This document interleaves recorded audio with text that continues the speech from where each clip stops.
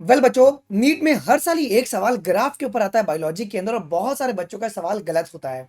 तो यूट्यूब पर ये पहला वीडियो है जहां पे क्लास 11th और 12th की एनसीईआरटी की जितनी भी ग्राफ बायोलॉजीज में हैं, उन सभी को डिटेल उनकी लेबलिंग क्या कह रही है और किस टाइप का सवाल उस पर्टिकुलर ग्राफ से बन सकता है, वो हम लोग कवर करने वाले हैं। तो इस वीडियो को आप लोग 1.5 की स्पीड पे लगा देना, जिससे कि आप लोग का टाइम वेस्ट हो और फटाफट आप लोग का टॉपिक जो है वो रिवाइज हो जाए। पहला जो ग्राफ आपको देखने को मिलता है वो देखने को मिलता है आपको बायोमोलिक्यूल्स के अंदर। ओके, जिसका नाम है कॉन्सेप्ट ऑफ एक्टिवेशन एनर्जी जी। अब ये ग्राफ क्या बताता है? ग्राफ ये बताता है कि एंजाइम जो होता है वो हरदम क्या करता है, वो लोअर कर देता है एक्टिवेशन एनर्जी को। और ये एक्टिवेशन किसके लिए जरूरी होती है? रिएक्शन को स्टार्ट करने के लिए जी। तो सबसे पहला सवाल आपका ये बन सकता है कि एंजाइम का काम क्या होता है। तो एंजाइम कभी भी एक्टिवेशन एनर्जी को कम करता है, जिससे कि रिएक्शन बहुत अच्छे से स्मूथली आपका शुरू हो जाए। अगर आप सेकंड पॉइंट देखेंगे, the higher peak is without enzyme. अगर आप इस ये डायग्राम देख रहे हो तो एक्टिवेशन एनर्जी विदाउट एंजाइम। अगर एंजाइम नहीं होगा तो क्या करना पड़ेगा? ज्यादा एनर्जी देना पड़ेगा रिएक्शन को शुरू करने के लिए। और लोअर पिक अगर आप देख रहे हो तो यहाँ पे एक्टिवेशन एनर्जी विद एंजाइम है, मतलब कम एनर्जी दिया आप लोगों ने बिकॉज एंजाइम प्रेजेंट था और रिएक्शन आपका शुरू हो गया। The lower peak is with the enzyme. Okay, because enzyme lower this energy barrier, the reaction becomes faster. अब ये एनर्जी बैरियर अगर कम हो गया तो कॉमन सी बात है ना कि एंजाइम जो है वो रिएक्शन के रेट को डबल कर देगा, but the product remain the same. Okay, जो प्रोडक्ट आपको बनेगा वो आपका सेम बनता है। तो एक ये जो लाइन है ना, ये बहुत ही इंपॉर्टेंट लाइन होती है कि अगर एंजाइम है या नहीं है, क्या प्रोडक्ट सेम बनेगा या अलग बनेगा? प्रोडक्ट आपका हरदम सेम बनेगा, बट रिएक्शन फास्टर कौन से केस में होगा? जब एंजाइम आपका प्रेजेंट होगा। ये आप लोग के लिए बहुत इंपॉर्टेंट है। अब आप कमेंट में मुझे बताइएगा कि ये जो ग्राफ है ये आपका एक्सोथर्मिक है या आपका ये एंडोथर्मिक ग्राफ है। क्योंकि यहां पे अगर आप देखेंगे तो सबस्ट्रेट की एनर्जी लेवल बहुत ही ज्यादा है और प्रोडक्ट की एनर्जी लेवल बहुत ही कम है। अब मुझे कमेंट में इसका आंसर आप लोग बताएंगे। अब सेकंड ग्राफ बायोमोलिक्यूल्स में एक और एक देखने को मिलता है। यहाँ पे तीन ग्राफ देखने को मिलता है। इफेक्ट्स ऑफ चेंज इन, पहला है पीएच, दूसरा है टेम्परेचर और तीसरा है concentration of substrate on the enzyme activity. अब देखिए, तो ये तीनों ग्राफ का एक ही मतलब है। क्या कह रहा है कि enzyme work best at the optimum pH and optimum temperature. मतलब क्या कि अगर आप लोग टेम्परेचर को बढ़ा दोगे तो एंजाइम क्या कर जाएगा? डीनेचुरेट कर जाएगा। अगर आप टेम्परेचर को कम कर दोगे तो एंजाइम क्या होगा? इनएक्टिव हो जाएगा। देखो, इधर पीएच और टेम्परेचर गोस अबव और below, the enzyme activity will be decrease, और एंजाइम की एक्टिविटी बंद भी हो सकती है।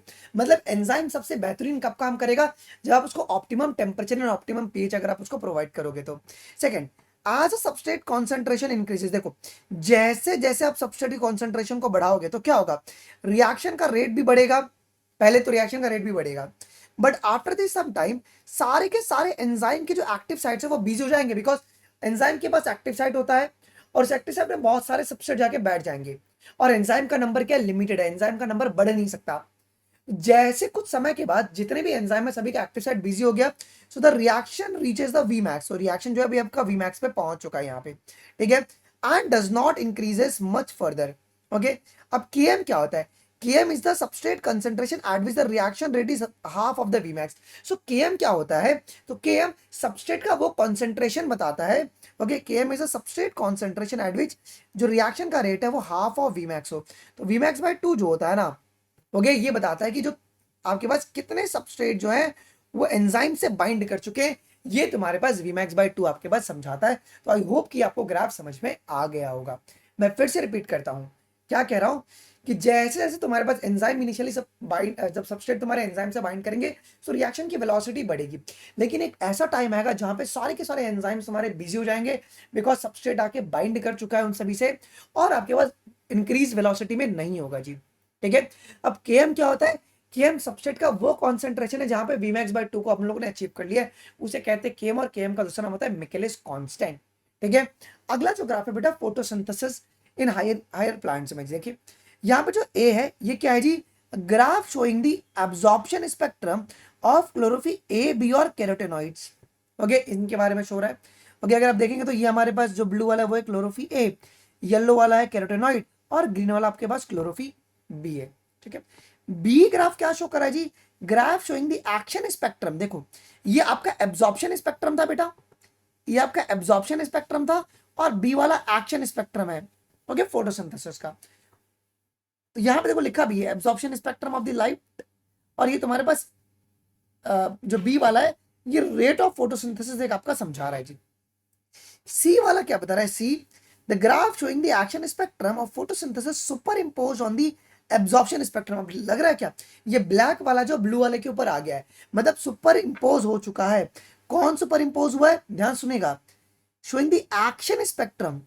जो हमारे पास एक्शन स्पेक्ट्रम है, मतलब ये वाला जो है सेकंड वाला ग्राफ है, सेकंड वाला graph action spectrum of photosynthesis super impose on absorption spectrum, और वो एब्जॉर्प्शन स्पेक्ट्रम के ऊपर आके सुपर इम्पोज कर गया है। देखिए एग्जामिनर कैसे कंफ्यूज कर सकता है, तो ये जो ग्राफ है वो ऐसा दे देगा कि graph showing the absorption spectrum of photosynthesis super impose on action spectrum, नहीं तो एक्शन पहले हुआ है, इस तरीके से याद कर सकते हो। तो एक्शन स्पेक्ट्रम का जो ग्राफ है वो सुपर इम्पोज कर लिया किसके ऊपर जी, एब्जॉर्प्शन स्पेक्ट्रम के ऊपर सुपर इम्पोज कर दिया। देखिए अब ये जो ग्राफ है ये क्या समझा रहा है कि जो क्लोरोफिल है वो एब्जॉर्ब करता है लाइट को, मेनली कौन से रीजन में, ब्लू और रेड रीजन में वो एब्जॉर्ब करता है। So photosynthesis is also maximum in the blue and red light. So blue और रेड लाइट में क्या होगा, फोटोसिंथेसिस मैक्सिमम होगा। अगला, in the green region the absorption is very low, so rate of photosynthesis भी बहुत ही लो होगा जी। ये ग्राफ ये प्रूव करता है क्या, कि जो एक्शन स्पेक्ट्रम होता है, जो तुम्हारे पास पहला वाला ग्राफ है, the action spectrum of photosynthesis matches the absorption spectrum of pigment, specially कौन सा, क्लोरोफिल ए। तो जो क्लोरोफिल ए जो है अगर आप देखोगे तो सेम ही पिक अटेंड किया गया, क्लोरोफिल ए ने भी पिक अटेंड किया था यहाँ पे, और यहाँ पे भी क्लोरोफिल ए ने आपके पास पिक अटेंड किया है जी। तो ये दोनों तुम्हारे पास सेम ही है जी। ये ग्राफिक आपका समझा रहा है जी, क्लियर है। तो ग्राफ सी क्या समझा रहा है कि action spectrum is super imposed upon the absorption spectrum. ये बात एक आपको ध्यान में रखना है। अगला, फोटोसिंथेसिस में एक और एक इंपॉर्टेंट ग्राफ देखो दिया हुआ है, क्या बहुत सारे बच्चों को नहीं पता होगा इसका लेबलिंग भी। तो ये जो ग्राफ है, graph of light intensity on the rate of photosynthesis, कि जब लाइट की इंटेंसिटी बढ़ाएंगे तो फोटोसिंथेसिस के रेट पर क्या इंपैक्ट पड़ेगा। देखो अब जो ये ए है ये क्या समझा रहा है, ये ए बता रहा है कि लाइट तुम्हारा लिमिटिंग फैक्टर है, ठीक है। The rate of photosynthesis increases directly with the increase in light intensity, मतलब जैसे जैसे आप लोग लाइट की इंटेंसिटी बढ़ाएंगे रेट भी बढ़ता चला जाएगा जी। अब ये बी क्या होता है, B light saturation point, photosynthesis reaches near a maximum, further increase in light gives a major increase. अगर आप थोड़ा बढ़ाओगे तो थोड़ा सा तुम्हारे पास इंक्रीज होगा, ओके। सी जो है ये क्या है, सी सी ये प्लेट्यू है या कांस्टेंट मैक्सिमम रेट है जी। यहाँ पर rate becomes almost constant because some other factor is now limiting. अभी क्या हुआ है, दूसरे फैक्टर जो है ना वो लिमिटिंग हो चुके हैं। अब इस कंडीशन में क्या हुआ है कि जो दूसरे फैक्टर्स है वो लिमिटिंग हो चुके हैं, तब ये कांस्टेंट हो गया है। अब जो ये डी है, ये डी क्या समझा रहा है कि लाइट की इंटेंसिटी है ना सैचुरेशन पे पहुंच चुकी है, क्या कि this is the light intensity value eight which maximum rate is reach. अब इससे ऊपर तुम्हारे पास रेट नहीं बढ़ेगा। और ये ई क्या समझा रहा है, ई देखो रेट ऑफ फोटोसिंथेसिस, कि ये मैक्सिमम रेट है फोटोसिंथेसिस का। This is the highest rate achieved under this condition, कि आपका हाईएस्ट रेट है, इससे आपके पास रेट जो है फोटोसिंथेसिस का नहीं बढ़ेगा। देखो कितना इंपॉर्टेंट है जी ये। फिर आपका ये प्लांट ग्रोथ एंड डेवलपमेंट में डायग्राम दिया हुआ है, क्या कि detection of zone of elongation by the parallel line technique. तो पेपर में आ सकता है कि आप लोग जोन ऑफ इलोंगेशन को किस तरीके से पता करते हैं जी, तो पैरेलल लाइन टेक्निक से पता करते हैं जी। अब देखिए माता यहाँ पे कहती है कि जो zones A B C D immediately behind the apex have the elongated most. अब ए बी सी डी के बाद की जो जोन्स हैं वो बहुत तेजी से इलोंगेट किए। इसका मतलब क्या है समझाता हूं मैं, टेंशन मत लीजिए। अब ये फिगर ये बता रहा है क्या कि the part just behind the root tip grows the most in the length. ध्यान देना बेटा कि वो पार्ट जो रूट टिप के पीछे होता है वो बहुत तेजी से ग्रो करता है। तो यहाँ पे जो zone A B C D है ये क्या शो कर रहे हैं, ये शो कर रहे हैं मैक्सिमम इलोंगेशन, ये शो कर रहे हैं मैक्सिमम इलोंगेशन, ठीक है। So this region is called zone of elongation कहोगे। अब लेकिन जोन ई एफ जी जो है वेरी लिटिल और नो इलोंगेशन, सो ये तुम्हारा ओल्डर पार्ट हो गया रूट का। कितना इंपॉर्टेंट है, देखो टीचर्स आपको सब समझाते नहीं, उसके लिए मैंने आपको प्रॉपर्ली एक्सप्लेन कर दिया। अगला, अब ये जो है ये भी तुम्हारा प्लांट ग्रोथ एंड डेवलपमेंट का है, क्या कि constant linear growth a plot of length L against time T, okay. अब देखो ये ग्राफ ये लीनियर ग्रोथ को शो करता है। इसका मतलब क्या है, plant increases in height by the equal amount in equal interval of time, मतलब इक्वल जितना टाइम बढ़ेगा उतना तो उसके समय के हिसाब से हाइट जो है प्लांट का वो बढ़ता चला जाएगा। बिकॉज क्यों, ग्रोथ इज अ कांस्टेंट, और ग्राफ आपको कैसा बनेगा, स्ट्रेट लाइन बनेगा। लीनियर में हरदम तुम्हारे पास स्ट्रेट लाइन ग्राफ आता है। So in the linear growth rate of growth remains constant with the time. तो जो ग्रोथ का रेट होता है वो आपका हरदम कांस्टेंट होता है, किसके अंदर जी, लीनियर ग्रोथ के अंदर आपके पास लीनियर ग्रोथ के अंदर जो रेट ऑफ ग्रोथ रहता है वो आपके पास हरदम कांस्टेंट रहता है बेटा। सो एक ये बात आपको पता होना चाहिए जी। अगला, अब ये जो डायग्राम है ये क्या शो कर रहा है, सुनिएगा जी। ये एक आइडियलाइज सिग्मॉइड ग्रोथ कर्व है, typical cell in the culture and many higher plants and plant organs के बारे में शो रहा है। ये तुम्हारे पास सिग्मॉइड कर्व है। अब इसमें क्या बात हो रही है, इनमें अलग अलग फेज है, एक है लैग फेज, एक है एक्सपोनेंशियल और एक है तुम्हारा स्टेशनरी फेज। तो ये तुम्हारे पास एक टाइम है और यहाँ पे तुम्हारे पास साइज एंड वेट यहाँ पे एक्स और वाई एक्सिस पर बस दिया हुआ है। देखो, in the lag phase growth is very slow in the beginning. Exponential phase में क्या है, ग्रोथ बिकम्स वेरी फास्ट और साइज बहुत तेजी से बढ़ेगा। और स्टेशनरी फेज में क्या होगा जी, growth slows down and finally stop, so the size become almost constant. Size क्या हो गया, कांस्टेंट हो गया स्टेशनरी फेज में। तो ये आपको पता होना चाहिए सिग्मॉइड ग्रोथ के बारे में जी। ठीक है, अब अगला, ये तुम्हारा breathing and exchange of gases में दिया हुआ है। देखो क्या, ये ग्राफ शो कर रहा है partial pressure of oxygen increases. Okay, जैसे से तुम्हारे पास अगर पार्शियल प्रेशर ऑक्सीजन का अगर बढ़ेगा तो हीमोग्लोबिन की जो बाइंडिंग है ऑक्सीजन से वो भी बढ़ेगी। आप सभी को पता है एक हीमोग्लोबिन कितने ऑक्सीजन को बाइंड करेगा, ये 4 ऑक्सीजन को बाइंड करेगा। तो अगर पार्शियल प्रेशर अगर बढ़ेगा ऑक्सीजन का तो it will increase the haemoglobin binding, तो हीमोग्लोबिन जो ज्यादा ऑक्सीजन को बाइंड करेगा। ठीक है, अब देखो तुम देखो तो ग्राफ के जो बीच वाले पार्ट में बहुत सडनली ये इंक्रीज आया है क्या, क्यों आया है, देखो haemoglobin loads oxygen very quickly, बहुत तेजी से ऑक्सीजन को ये लोड कर ले रहा है haemoglobin, so the curve rises steeply. अब at the high oxygen pressure, अब जैसे तुम्हारे ऑक्सीजन का प्रेशर बढ़ेगा, तुम देख रहे हो जैसे जैसे अगर तुम्हारे पास प्रेशर जो है ऑक्सीजन का वो बढ़ेगा, haemoglobin becomes almost fully saturated. मतलब क्या, एक हीमोग्लोबिन के पास 4 ऑक्सीजन तुम्हारे पास आ जाएंगे। तो जैसे जैसे प्रेशर बढ़ेगा तो हीमोग्लोबिन जो है पूरा के पूरे सैचुरेट हो जाएंगे और बाद में जो कर्व है वो तुम्हारा फ्लैट हो जाएगा। तो ये बात एक आपको ध्यान में रखना है जी। आइए, ये ईसीजी है बेटा। सो पी वेव जो होगा वो क्या है, एट्रियल डीपोलराइजेशन। ठीक है, क्यूआरएस क्या है जी, ये तुम्हारे पास है वेंट्राकुलर डीपोलराइजेशन और टी वेव है तुम्हारे पास वेंट्राकुलर रिपोलराइजेशन। अब आप मुझे बताएंगे अगर मुझे पल्स को कैलकुलेट करना है तो मैं किसको कैलकुलेट करूंगा, मैं पी से लेकर टी को पूरा कैलकुलेट करूंगा या क्यूआरएस को कैलकुलेट करूंगा, आप मुझे भी कॉमेंट में बताइएगा इसका आंसर। आगे बढ़ते हैं, अब हम बात करें क्लास 12 में ह्यूमन रिप्रोडक्शन के अंदर ये जो एक डायग्राम दिया हुआ है जी। देखिए यहाँ पे क्या बोला गया कि जो डे 1 to 5 होता है बेटा, ये तुम्हारा मेंस्ट्रुएशन फेज है। क्या, क्यों हो रहा है, बिकॉज बिकॉज यहाँ पे क्या हुआ है, तुम्हारे पास ओवेरियन हॉर्मोन्स जो हैं उनका नाम क्या आपके पास, प्रोजेस्टेरॉन और oestrogen. Because oestrogen and progesterone are low. अब तुम देख रहे हो यहाँ पे ईस्ट्रोजन और प्रोजेस्टेरॉन का जो लेवल है वो लो है, सो यूट्राइन लाइनिंग ब्रेक्स डाउन, इसके लिए यूट्राइन की जो लाइनिंग है वो टूट जाती है। फिर फॉलिकुलर या प्रोलिफरेटिव फेज में क्या होता है, फॉलिकुलर फेज में एफएसएस हेल्प करेगा फॉलिकल के ग्रोथ को in the ovary and the growing follicle जो रहेंगे वो क्या सिक्रेट करेंगे, ईस्ट्रोजन सिक्रेट करेंगे। ये बात बहुत ध्यान में रखना क्योंकि यहाँ पे ओवरी में बदलाव हो रहा है और यूट्रस में बदलाव हो रहा है जी। जो एफएसएस है फॉलिकुलर स्टिमुलेटिंग हार्मोन, ये फॉलिकल्स का ग्रोथ कराएंगे ओवरी के अंदर। ठीक है, और जो ये ग्रोइंग फॉलिकल्स है ये क्या सिक्रेट करेंगे जी, ज्यादा से ज्यादा एस्ट्रोजन सिक्रेट करेंगी।